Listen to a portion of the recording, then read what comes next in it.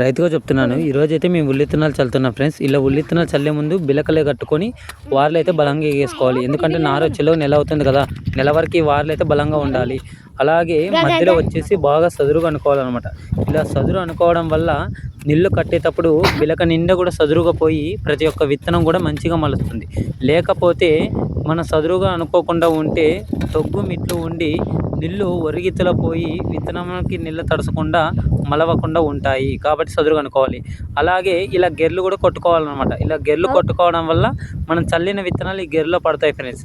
ఇలా గెర్లో పడడం వల్ల కూడా మంచిగా మన్ను కప్పుకొని మొలక విత్తడానికి కూడా మంచిగా ఉంటుంది.